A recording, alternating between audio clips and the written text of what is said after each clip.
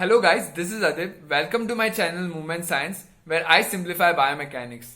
In this video, we are going to talk about ankle-foot complex, and we will also discuss in detail the talocrural joint. Let's get started.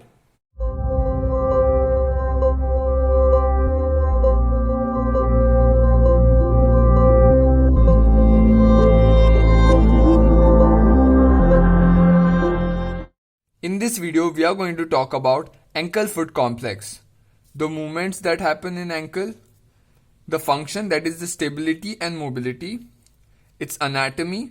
We will mention all the joints that are present in ankle-foot complex and also discuss in depth about the talocrural joint of the ankle-foot complex. So let's get started.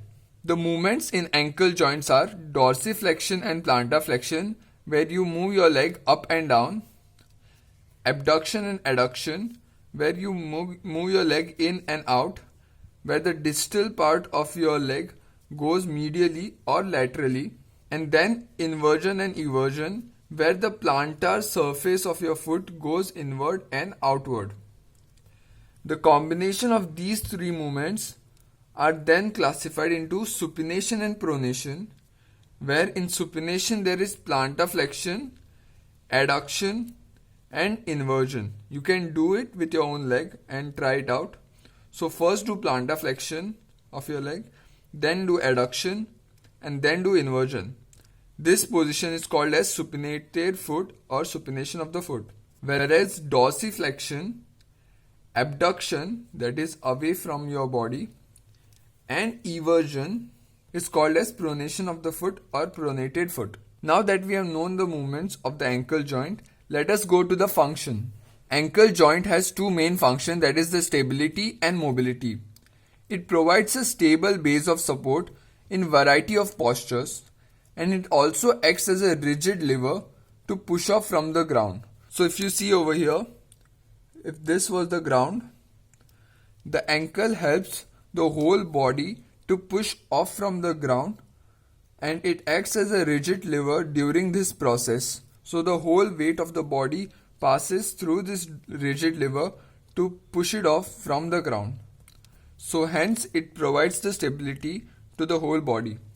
Then coming to the mobility, dampening of rotation. So proximal muscles keep imposing rotatory forces on the ankle joint, and these are dampened by the ankle joint through its different mechanisms, which we will discuss in further topics. It also acts as a shock absorber through windlass mechanism, which we will learn further.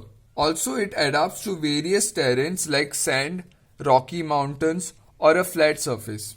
Now that we know the function and movement of the ankle joint, let us move on to the anatomy. The ankle joint starts at proximal and distal tibiofibular joint. The ankle foot complex starts at proximal and distal tibiofibular joint. Proximally, the tibia is convex and the fibula is concave, whereas distally tibia is concave and fibula is convex. Proximal joint is a synovial joint, whereas distal joint is a syndesmosis joint with a pad of fat between the two bones. The distal tibiofibular joint is reinforced by anterior and posterior tibiofibular ligament and also crural interosseous tibiofibular ligament. This makes this joint very strong, and even when there is tear of the LCL ligament which connects the fibula to the talus, it is also called as talofibular ligament, and when the force is even more, the fibula can at times get fractured, but this joint hardly gets affected. The tibia and fibula distally produce a concave surface called as the dome of the talus or mortise. The tibia takes 90% of the weight from the ankle joint, and hence its function is of stability, whereas fibula takes only 10% of the weight, but it moves during plantaflexion and dorsiflexion, hence its function is mobility. The movements that occur at distal tibiofibular joints are magnified at proximal tibiofibular joint because it's a synovial joint. You can see this yourself by keeping your two fingers, that is the index finger and middle finger, at the proximal tibiofibular joint, and then do plantaflexion and dorsiflexion at your ankle. You will see the movement of the fibula and this is because the fibula over here moves superiorly and inferiorly to adjust the talus, which glides anteriorly and posteriorly to adjust the talus in the mortise. So now that we know the ankle foot complex movements, function, and the proximal and distal tibiofibular joints, let us move on to the further bones. There are total 28 bones in ankle foot complex, which consists of tibia and fibula, calcaneus, talus, navicule, cuboid, 3 cuneiforms, 1, 2, 3, then 5 metatarsals and 15 phalanges. They form the interphalangeal joints. Between the metatarsal and phalanges, there is the metatarsophalangeal joints. Between the cuneiforms and the metatarsal, there is the tarsometatarsal joints, also called as Lisfranc's joint. Then there is talonavicular joint and also calcaneo-cuboid joint. The talus rests on the calcaneum and forms articulation, also called as subtalar joint. And above the talus, it forms articulation with the tibia and the fibula, and that is called as TALO-CRURAL joint or the ankle joint. The posterior part, which consists of talus and calcaneum, is called as the hind foot, whereas the midfoot starts from the navicule and cuboid till the metatarsals, and then from the metatarsals to the phalanges is called as the forefoot. These three divisions are made based on the function of the foot. So now that we have learned about all the bones in the ankle foot complex and the joints, let us focus on the TALO-CRURAL joint, that is the articulation between the talus and the tibia and fibula. So before we learn the articulation between the talus and tibia and fibula, let us learn about the structure of the talus. So talus from the side, if you see, it has a body, it has a neck, and it has a head.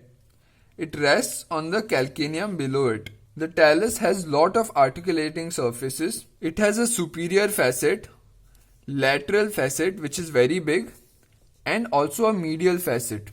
The lateral facet articulates with the fibula on top. So if you see over here, this fibula articulates over here.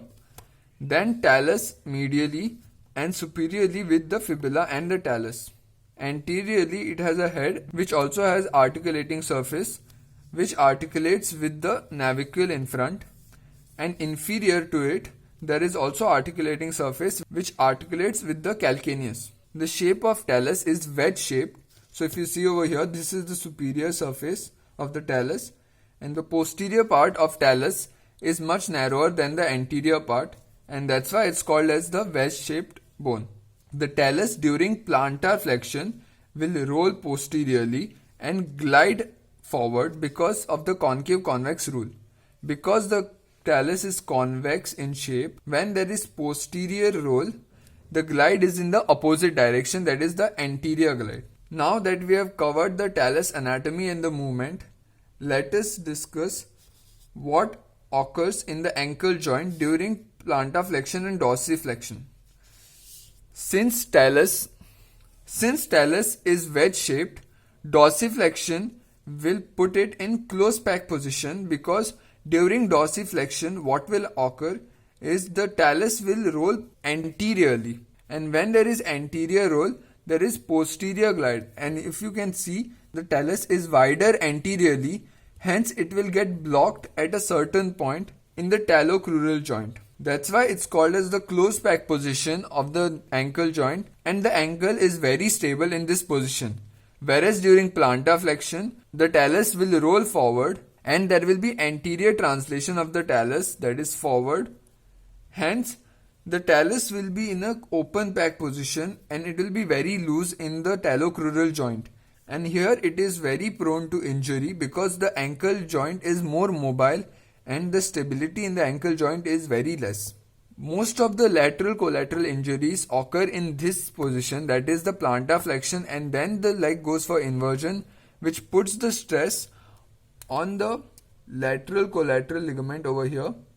When there is inversion and plantar flexion, it puts the stress on the lateral collateral ligament and the injury occurs. During dorsiflexion, to accommodate talus, fibula moves superiorly, and this is seen in the proximal tibiofibular joint which I had just mentioned.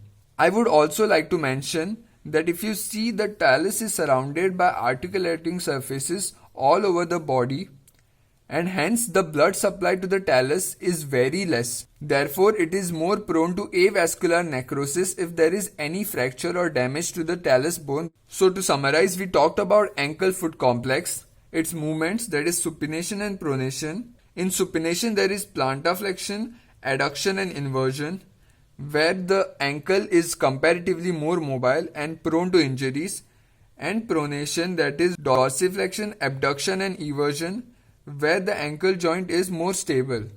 The functions of the ankle joint are stability and mobility. And then we learned about the anatomy of the TALO-CRURAL joint. We learned about the articulating surfaces, that is, the talus has lot of articulating surfaces, and we also learned about all the bones and the joints that are present in the ankle foot complex in brief. If you like my content, please share it with your friends. Don't forget to hit that subscribe button, and also let me know in the comment section what other videos you would like me to cover. Thank you for watching.